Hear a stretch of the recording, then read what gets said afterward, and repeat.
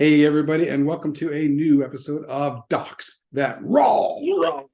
Here at Indie Film Cafe, I'm your old pal, the Moo Cow, aka Paulie Presenza, and I'm joined by Rocky and and Bullwinkle Woogie. and Jonathan. Yay. All right. So it's been a while, and because we've been busy bovines, but I decided that today's documentary is a really fun one. It's from 1981, and it is Urgh, A Music War, which is a movie that came out.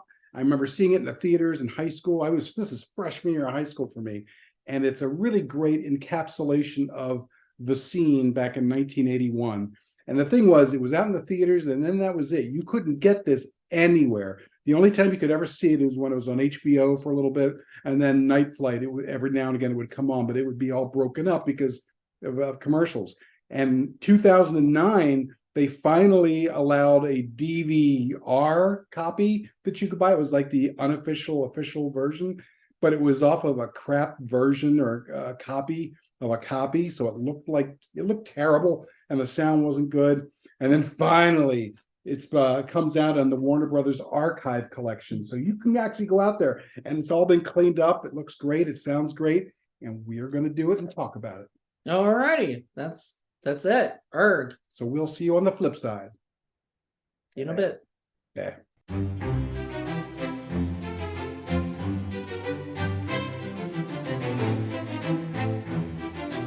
Docs.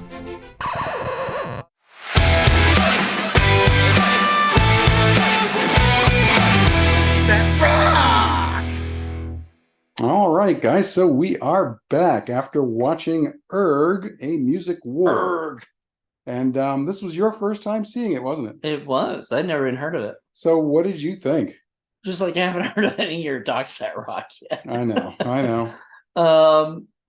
It was cool. I mean, I don't know if I'd ever watch it again. I might, like I've told you before, we talked about this earlier, but I'd probably maybe put it on in the background while I was doing something, or whatever, or playing with something, or listening to like the soundtrack. But I would never I don't. It's not your period. It's not my period. It's not my kind of music. There was a couple things like I love the Dead Kennedys being on there, and they shredded. They were really good. X being on there, and but I was never into the Police. I was never into Devo or any of these. I never heard of some of these bands and stuff. So yeah, so we're talking, in addition to the Police, we've got, Oingo Boingo and X and the Go-Go's, Joan Jett, Gary Newman, just all kinds of different Gang of Four, the Members, UB40,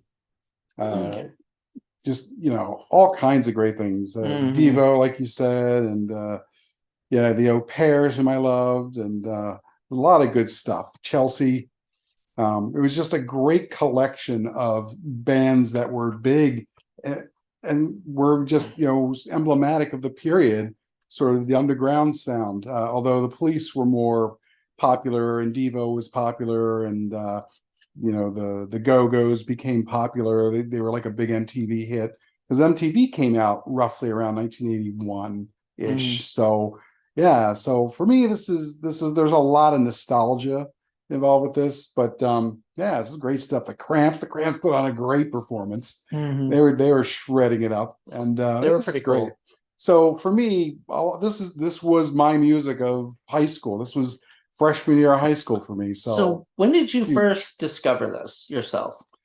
I remember it would have been about 1980, and I had a friend who passed me a Cars album, because before then I was kind of just, your sort of standard rock and roll, Pink Floyd, Boston, that kind of stuff. And the Cars were sort of like my gateway into sort of new age or new wave. And it sort of began that. And then somebody gave me the Ramones. And after that, I was like, holy smokes. And that opened my eyes. This particular movie, where did you I saw this in the theater, in the State Theater in Newark in high school. So around 81. So this did have a limited release in the country. And I remember seeing it, and then every now and again it would pop up on the big screen at the State Theater, and every time my friends would be like, "Oh, let's go see Urgh again." And so it would be up there, and So it you was go great. to like, so you would go to the theater and watch this whole thing? Hell yeah, hell yeah, shit. Back then they used to do 6, 7 movies, and you'd just go there and you'd watch them all. So for people who may not know or whatever, because you haven't seen the movie, I mean, it literally is just concert footage. Like it's one concert footage. They play the whole song, and then then it goes into another song, and it's all concert footage as well. And So it's jumping from place to place. So you've yeah, got Frejus in France, you've got London, you got New York City, LA, Portsmouth in England, and a couple other places. yeah, they say out at the end all the different places that it takes place, and it's crazy. It's like, you thought it was one, I think, right? You had Right. mentioned that earlier. Originally, yeah. Yeah, you originally thought it was just like one big concert, and I was like, that's a lot of like bands to like listen to and whatnot. But no, it was apparently a bunch of different places, In and 1980. I think it said on Wikipedia. Now Wikipedia we found out was wrong on a couple things, but it said like it spanned from like 2 months or something of, and that might be true too. Right. Like it might have. And it's great because there are some bands, this is it. This is the only footage like the Surf Punks. You're not going to see them or hear them anywhere else. Or that one band that only came out there for that Invisible one night. Sex. Yeah. Invisible Sex that only came out, did that one song, and then that was it. Still a mystery as to who's involved in that.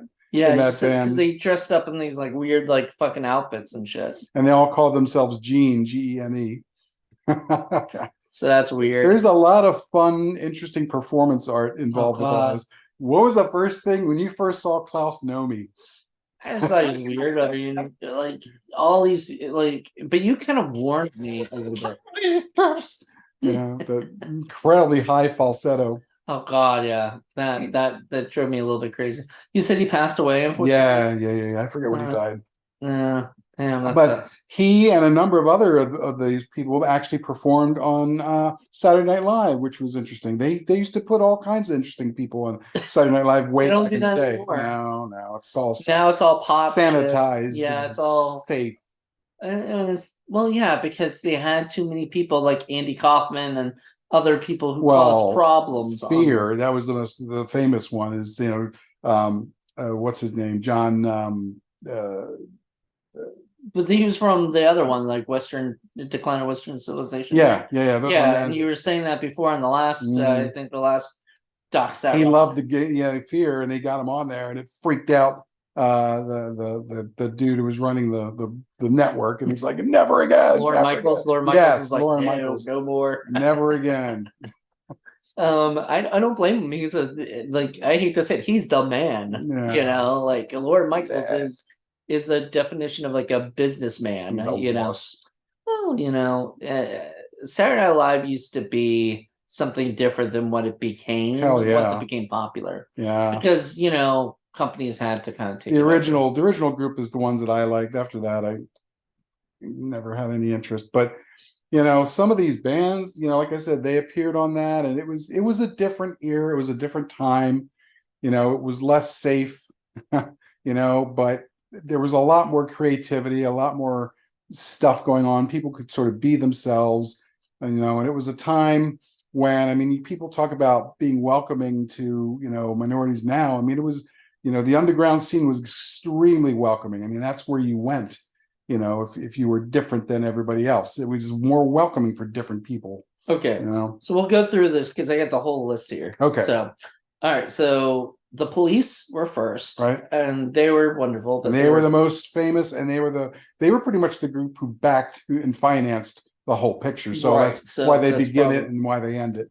Yeah. Then there's Wall of Voodoo. Loved Wall of Voodoo. They were great. Stan Ridgway, baby. And then there's Toya Wilcox, who you thought was okay. Yeah. Great pipes. John Cooper Clarke. Fun. Always fun.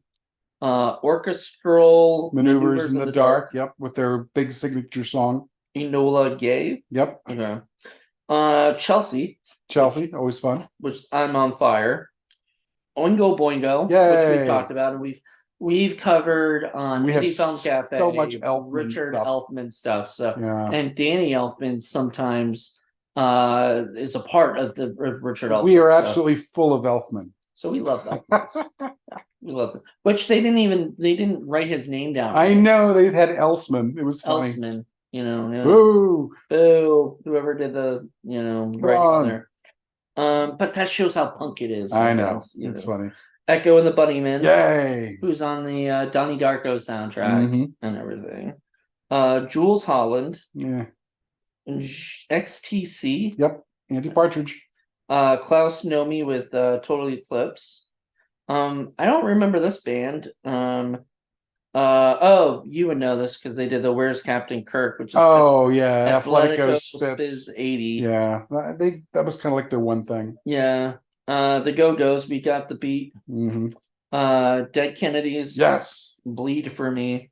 Steel Pulse, which was like a really reggae group or ska group, but kind of sounded still sort of reggae-ish. And they did a song called Ku Klux Klan where they had a guy dressed up like one. You like one, and he was coming at him, and he kept kind of like the more he's saying the music and stuff, the more the guy went away. And it was a really good song too. Pretty cool.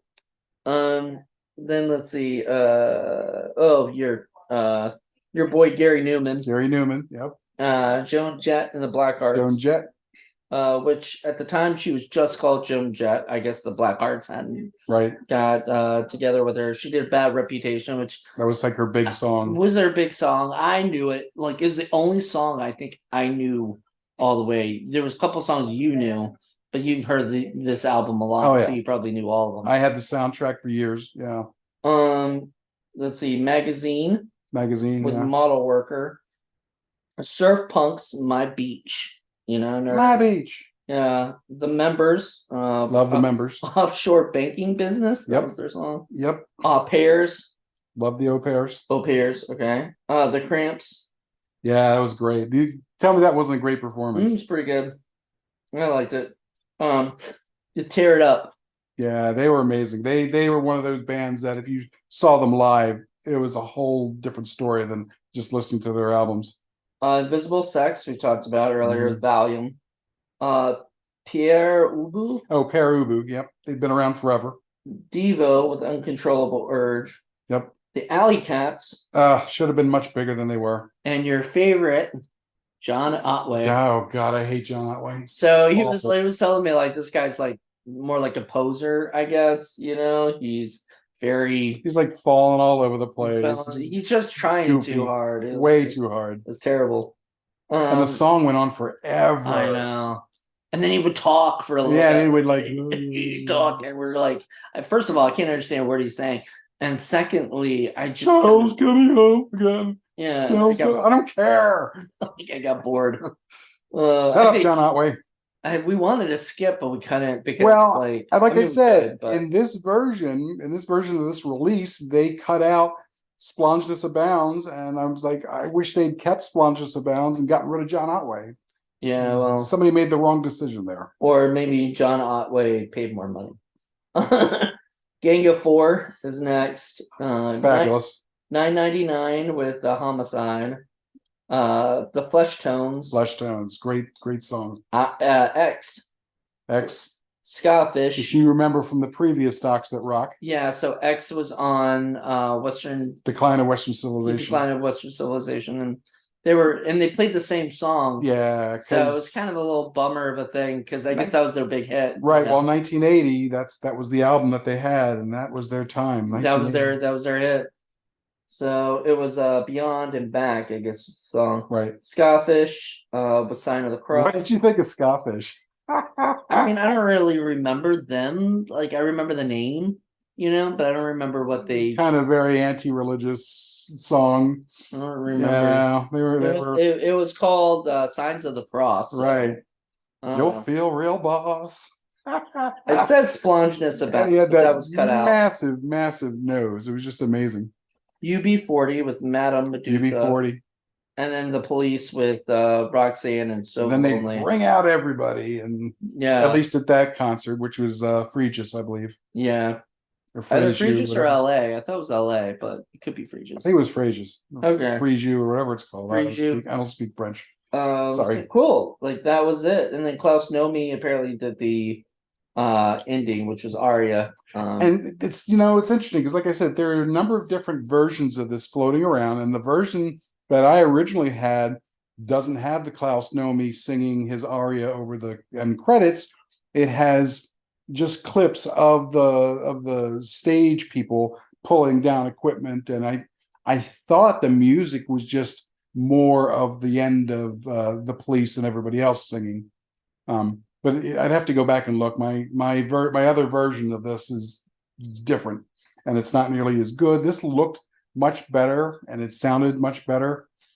Okay, so it says the subsequent distribution. It says our Music War was previously released to theaters by Filmways for Pictures, but acquired a cult following in the United States in the 1980s due to its frequent showings in the USA network. It appeared on VH1 Classic.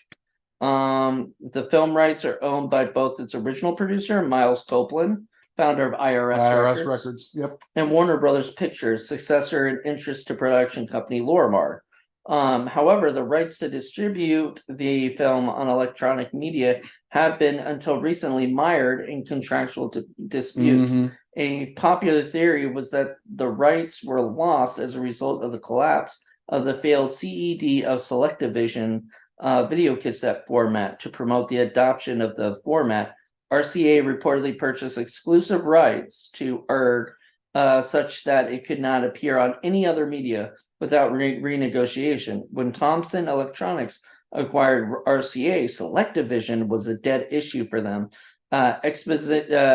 Exhibition rights were retained by Copeland, and has been shown on TV numerous times, including recent airings on VH1 and various cable-only channels. However, portions of appear elsewhere in film and video. The Klaus Nomi clip, Total Eclipse, appears in the 2004 documentary The Nomi Song, and details of the filming are discussed. The 1982 documentary The Police Around the World, also filmed by Derek Burbidge, and features footage used in as well as other footage filmed in the same concert. Joan Jett's Bad Reputation footage was used in the 2003 Blackheart Records DVD of Real Wild Child video anthology. In addition to recent cable showing, some remaining intact prints of the movie have toured in the U.S. in recent years. One tour sponsored by the humor periodical The Onion. Nice. And video showings in clubs and film houses have sparked a resurgence of interest in the film, which resulted as a DVD release by Warner Brothers as a part of its Warner Archives series of DVD issue of their lesser-known titles from the WB vaults. It is now available via the WB website. And supposedly, there is other footage that just has never been released that I don't know who has. I don't know if Miles Copeland has it or who has it, but apparently they filmed, these bands did more than just one song, and these other songs that were not included are sitting in a vault somewhere. So someday the hope is that there will be a definitive, I don't know how many hours long it would be, but I guess it would be a multi-pack, and you would hopefully get to see all of them, because like I said, you're not going to see these guys. You're not going to see this anymore. This is gone. This era is over with. And it's for people like myself who lived through it, I just, it's been very, very bittersweet. I'm glad to have lived through it, but it's just sad that it's gone and will never come again. But if you can get the rest of the footage, you get to relive it a little bit, Yeah, you won't get this again, because this is just this time period. The time period now, what else I was like thinking about the other day was how the 2010s on, even 2000s, they don't have a style. Really. How everybody had like the 80s, they had certain looks to them or whatever people wore. It's very corporate now. Everything is like corporate. And because of the internet and because of all these things, there's just too much things, so there's nothing to really follow anymore. Right. And it's all about, not getting sued and not offending anybody and not, and I understand that, but at the same time, it sort of squelches individuality and creative freedom, and it's a shame. You're just not going to see this kind of stuff anymore, even this kind of bands anymore. Yep. It's a shame, but that's why I try to make sure that people get to you find out or hear about it. I mean, most people, especially your age or lower, they're not going to know about this movie. Like I or said, about I had this no idea music. about it, but I it mean, was on my Facebook page, you see I post music clips and from the era all the time. I have no idea if anybody even bothers to ever listen to them, but I post them anyway. At one point I wanted to do an internet show where I was doing the songs, but you can get sued doing that now. You can't do it on oh yeah, you can't do it YouTube. on YouTube because like if you Sucks. show clips of the music, Warner Brothers or whatever will strike it down and everything. Which is Say ridiculous copyright because I'm not issues. trying to make money off of it. I'm just trying to show awareness, but you can't even do that. So it's problematic. Yeah, like you can't really be a punk anymore because if you try to be a punk, you get shot down from whatever, right? You know what I I mean? mean, Like, well, that's always been the case. I mean, even back in there was a time period in the early 80s where you would be arrested for playing punk rock. Bands would get arrested. mhm. I mean, that's just the way it was because it was considered subversive. So if you listened to it or played it or were in a band playing it, they could arrest you for disturbing the peace. So yeah, that was the thing back then. It was very political. It was very, pro-feminist, pro-LGBTQ, pro different, whatever was different than what, the Reagan world wanted to make America seem like. There was this whole other world that was out Like there. anti Right, everything right, else. right, right. Yeah, no, I get it.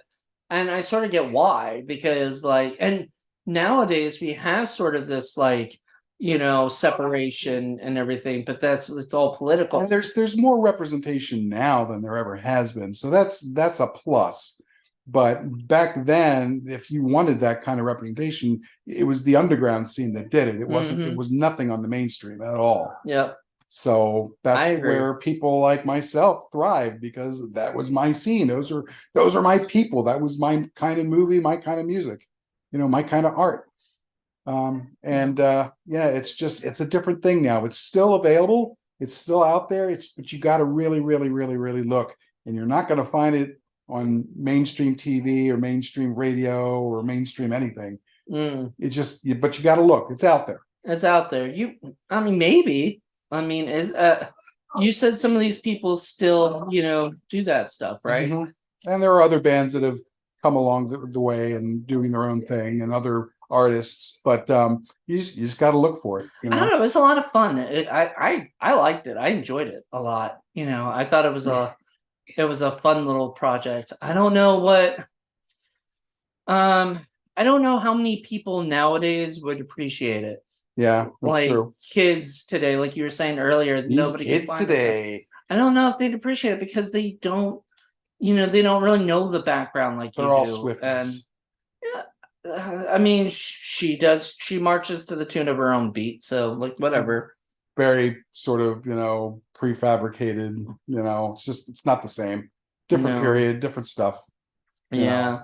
I mean, even groups like the Police don't. I don't even think they perform anymore or anything. Oh no. So it's weird. It's not the same world that we live in right now. I think the Police still get played on things like oldie stations and classic rock.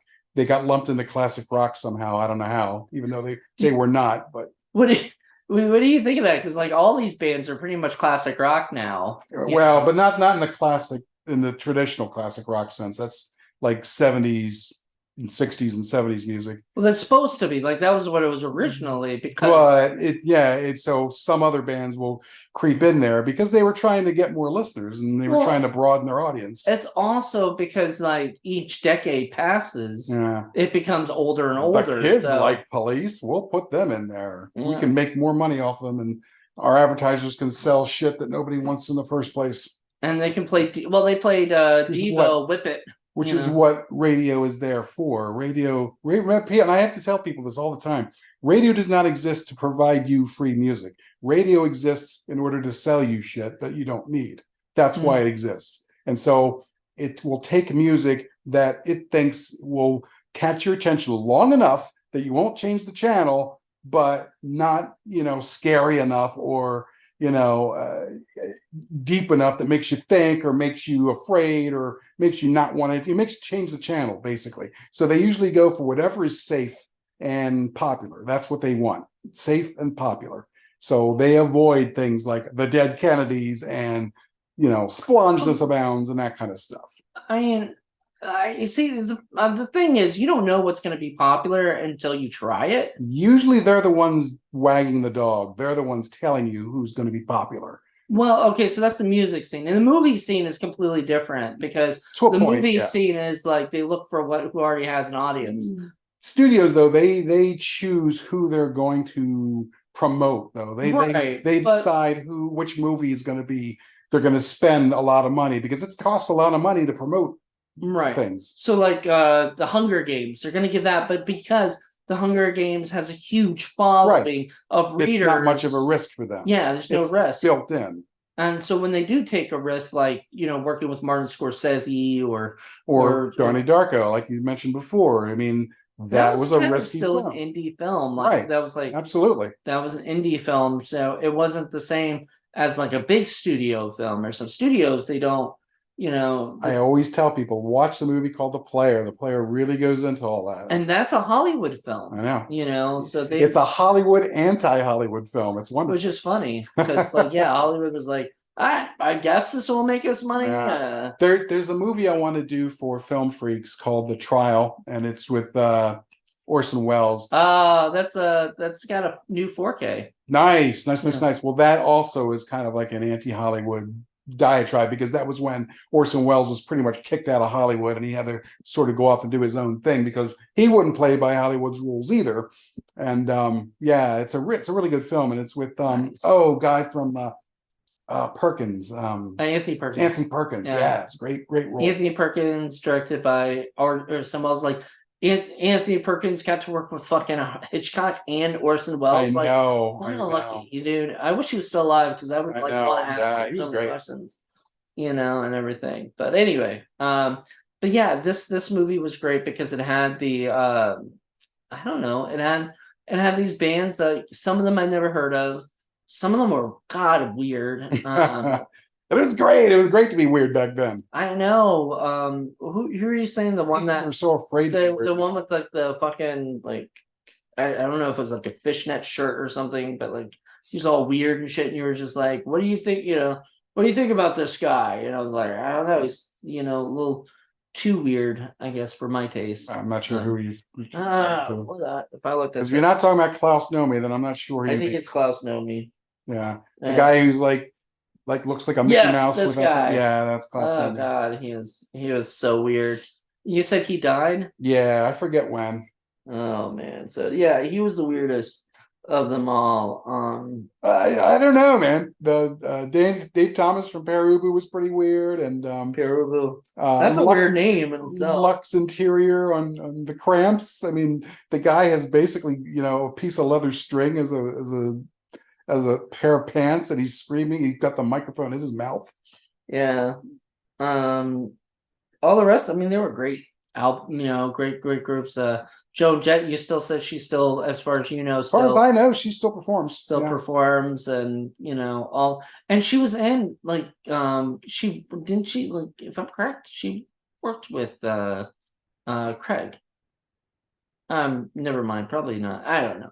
She's acted in film. Oh yeah, she's definitely acted. Yeah. She'd been around since the late 70s with the Runaways. So she'd been performing for years and years and years. She's one of those people that, she's a professional performer / artist, and this is what she does, and this is what she's gonna do till the day she dies. So it's great seeing her, really kind of at the time when she was just getting popular.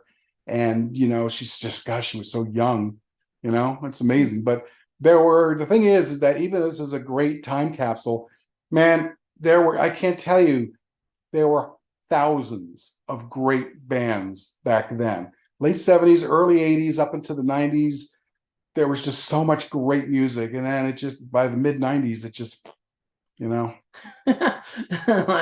See, that's the I funny thing. I Is blame I grew up on the 90s, so I all that blame music is great to me. because what happened is it got popular, and then all the big corporations bought out all the bands, and then when Kurt Cobain died and Nirvana was gone, and they're like, oh well, that scene's dead, and they dropped all the bands, Oh, and a lot of them died.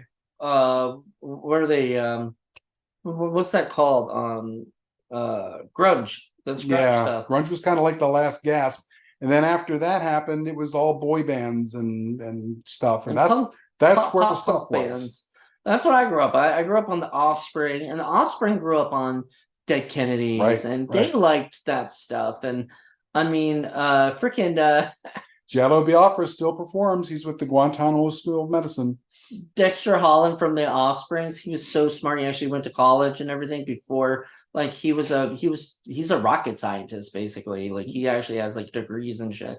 And yet he's out there making these songs because it makes money. Yeah, I You know? mean, one of my favorite bands of all time, Killing Joke. I mean, Jory Walker just died, but they were performing in the mid 60s. They're like 65-year-old men, but they're still performing. They're still putting out new music. They're still touring, and they're still shredding. I mean, Are their they music are is they great. keeping their shirts off? That's the question. I saw a lot of people take their shirts off. On that I couldn't tell you, but they're not doing the boomer rock and roll things like the Rolling Stones, where they just do the same hits that they've done for the last 40 years and that's it. They're not doing that. They're still making new albums. They have a whole underground cult following that they, like Killing Joke has The Gathering. That's what they call their fans. And yeah, Sounds like a cult. yeah, it sort of kind of is in a way, but Just don't drink the punch. again, it's you don't see guys that old doing stuff like this. It's Right. just great. So I love seeing that. I don't know what the future is now that Jordy Walker's dead, but there are still a few. The Mekons are still performing. They've been out there for more than 40 years, almost 50 years at this point. Mm-hmm. And they started off as a punk band, but they've pretty much done everything. They're pretty wonderful. I have to introduce you to the Mekons. They're fun. I think you introduced me to a lot. Like we went to Kentucky and Paul was driving, so he put on his own music, and he doesn't like listening to the shit I listen to anyway, so he made me listen to his music the whole time. I only when I was driving, as I recall. Yeah. Well, I wasn't driving though, so like, and that was a long ass trip. Even when we went to California, you did not like listening to my music, so but I wouldn't feel bad. I don't like listening to anyone's music other than my own. I don't feel bad. I'm just kind of like, all right, I have to listen to yours and not listen to mine. Right? Only when I'm driving. That's the rule. It's always been the rule. Driver picks the music. Yeah. Actually, that is a supernatural and TV. There you go. If you had driven more, you could have played more. Driver picks the music. Shotgun shuts his cake hole. And actually, as I recall, you were picking mostly podcasts, like our podcast. We were listening to our podcast a lot. So that was kind of fun. And we can do that more now because I've got them all on the low. We got a lot more now. Yeah, we got a lot more to listen to. Back then we only had 2 seasons, and that's crazy. But yeah, so anyway, we were having a blast and listening to some of the craziest music that you had, and a lot of it was like X. I remember that specifically, and a lot of these bands, and I didn't know anything, and you just jam along to them. Unless you search for it, you're not going to find it out there. So that's why I said when I'm on Facebook, you'll see nights when I post 15 straight videos of all these bands that should not be forgotten. There's great music, and I wish I knew if anybody even bothers to click on and listen. It's just a shame. My my siblings used to listen to this kind of music. Like they grew up in the punk scene in the 1980s, so they would listen to X, or they listen to as I was telling you, I used to steal CDs from my brother, and it'd be like King Missile and all these other bands. But I don't know, like it's funny because like talking to my brother now, like there's nothing like there's no bands that he'll get excited about. It doesn't seem like. I don't know. I just at that time in the 80s, there wasn't much in Wilmington or Newark, except maybe Rocket 88 and Wilmington, University of Delaware rather. But where we were half hour from Philly, about an hour from Baltimore, maybe an hour and a half to DC. And those 3 places, there was a ton of great music and a ton of great punk bands that were created there, and they were great concert places. So we were close enough that we were able to be part of those great scenes. And I mean, I can't tell you, back in the 80s, it was great to go to Philadelphia and walk down South Street and go to Zipperhead Records, like in the Dead Milkmen. You know, they do that song, Punk Rock Girl. Oh yeah. That was great. That was my world, man. And we would have all these great record stores and all the great music that they would have there. And you know, those record stores were not for the big bands; they were for the underground bands. You know, it was great because that was the thing. It was the college music era. You know, right. Well, I know, and I agree. I just feel like there's really, like you were even saying earlier today, before we even did this thing, that there was like no Plan 9 record store anymore. There's no record stores anymore. I mean, you have to go to Richmond, Virginia, just to find that shit, or Virginia Beach or whatever. You can't really find them here. Back then, record stores would have people working at them who were band members or who wrote fanzines or who were very knowledgeable about the different bands out there. So if you could say, "Oh, I heard this band. I remember the song. I don't remember what it is. Blah blah blah blah." You sing of "Oh, I know what that is," and they go over and they pull out a disc for you, and that's what you're looking for. It was great. It was a different time. Yeah, it really was. You know, now it's all spread out all over the place. And once again, I blame the internet. Do they even do albums anymore? I mean, I guess they kind of do. They do. They do, but you know, a lot of them, they put it on YouTube. It's like already. a dead concept. They put it on YouTube already, so everybody already has the album that they can listen to, and then they release it online. Generally, they don't even. Sometimes people have been putting stuff on vinyl lately. Vinyl's coming back, which is weird. And supposedly cassette tape is also coming back, which is weird. You know, the Gen Zs have discovered cassette tapes, and are they going to discover rotary phones too? There you go. Bring that back. I don't know.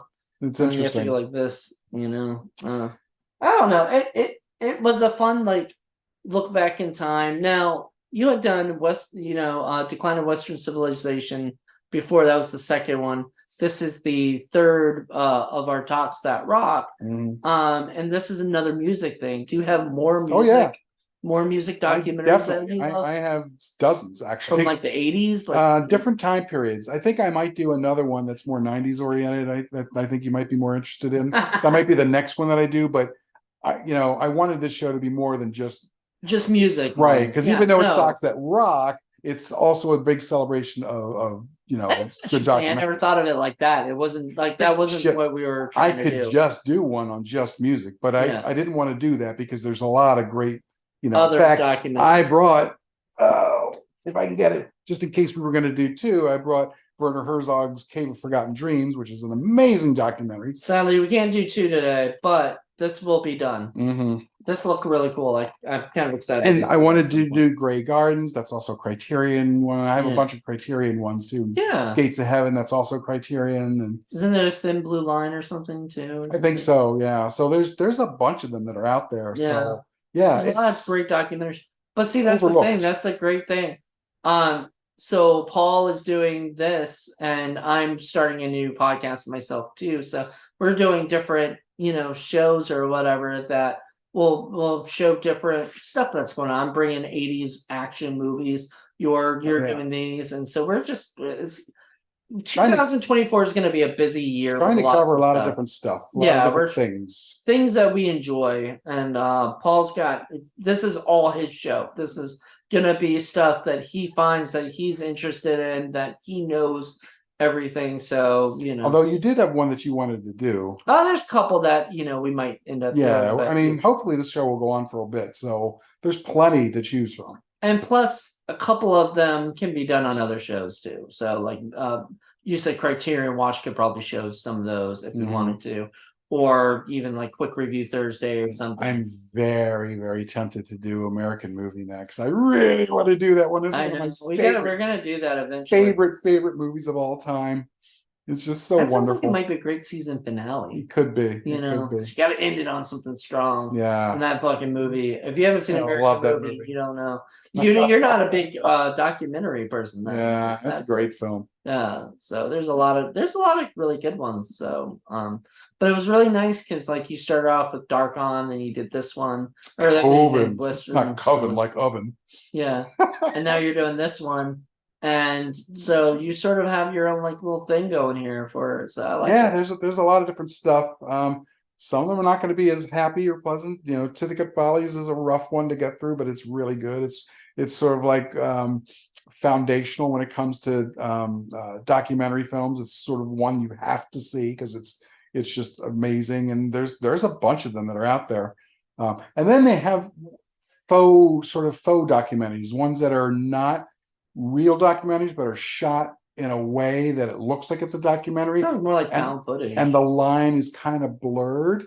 Okay, so is it real or is it not real? Right. Like there's a movie called Gomorrah, which is another Criterion release. It's an Italian film, and it's shot in a way that it makes you think that this is a documentary about Italian mobsters, but it's not. So yeah, it's interesting. So that I'll probably save that for Criterion Watch at some point, but that is a whole subgenre that's out there too. So Cool. yeah, there's lots of stuff to explore. Lots of stuff to explore. So I guess that about wraps it up for this one. I think so. But yeah, if you haven't seen this, go out and buy it. It's for Warner Archives. Less than $10 right now. Yeah, it's definitely worth it. I might, but like I said though, I probably wouldn't watch it. Like I don't know if you invited me out to see it in the theater, would I want to? Like I'd probably say I'm sorry, I'd probably pass because it's just like 2 hours of just sitting there watching the bands that I'm not. Yeah, it is different seeing it on the big screen though. I have seen it multiple times on the big screen, and it is different. It is interesting. Yeah. But still, but I would have it like in the background or something because it is good music. Especially with theater sound. And you said you don't do that, right? You don't put things on in the background. Not really. If I put on something, I'm going to watch it or I'm going to listen to it. I don't. Right. I don't have when you watch it, you're just watching people on the stage. The only thing I ever listen to in the background is maybe like a sports podcast because I don't have to look at anything and I don't really have to pay attention to anything. See, I got I'm so different from you because I don't even really go to concerts much. I was never that into concerts unless I really, really knew the band. It's been years since I go to concerts. Yeah. It's not it's a different era. It's a different time. Like Ticketmaster really kind of screwed up concert. I remember you could go to concerts and there was a I don't want to say 50-50. There was a decent chance there'd be a riot or a fight, or there'd be broken glass, or somebody getting a broken nose, or there'd be blood, or there'd be a fight, or there'd be something crazy going on because that was the thing back in the 80s. Mm-hmm. But nowadays, no. Everything's very, very, very, very safe. And we don't want to get sued. Any band that promotes anything like that, they are just cut. You just will not be allowed to perform. I was telling you, like I heard like War would perform, and then when they got kicked out of a place, they came back as Rog. It went Gwar backwards. Even Gwar isn't Gwar anymore. Their lead singer passed on, and it's become it's almost become a different, no offense, or no pun intended, but beast. And everything. It's such a different time.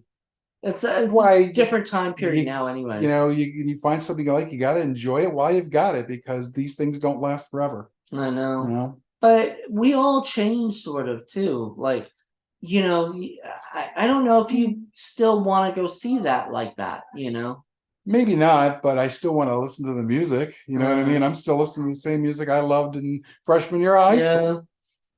Same year, and once again, it's different music. It's the stuff that forms who you are. Part of your identity. Yeah, like I grew up on pop punk, so I grew up on Green Day, Offspring, and Blink-182, and you grew up on Dead Kennedys, X, and Joe and Jet, and all this other shit, all these other bands. All of that stuff. So that's your thing and style. It's not mine, which fine. If I had a I like some of the Offspring and some of that stuff. It's funny because if I were to do like one of these things, it would be like there's a movie called Punk Rock Holocaust. I don't know if you ever heard of that, but Doug Sackman did it, and it's basically the band's Warped Tour, and it's like they shot some of the bands singing and doing everything, but then there's like a killer killing off the bands or whatever. Well, after their songs are done, that's kind of my shit because those are the bands I like, Bad Religion and and stuff, which is still sort of your Oh yeah, Bad Religion was early '80s. Yeah. I remember them way back then. And then they kind of came back and sort of reinvented themselves, and they became really, really big. Yeah, really popular Yeah. and everything. And you know, so I mean, it's wonderful. And then they introduced bands like, I mean, they created Epitaph Records, which, you know, brought like Offspring and all these other bands out there and got them, you know, before they got to go off to like, you know, Columbia or Warner Brothers soundtracks, whatever, you know, Warner Brothers music. So there you go. I mean, all these bands. So anyway, definitely check this out. Yep. If you want a slice of the early '80s, definitely check this out. You're gonna love it.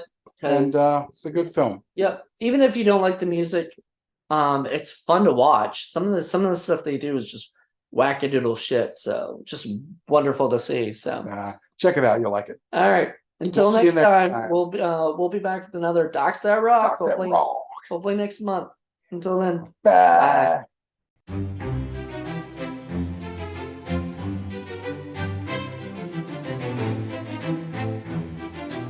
Docs.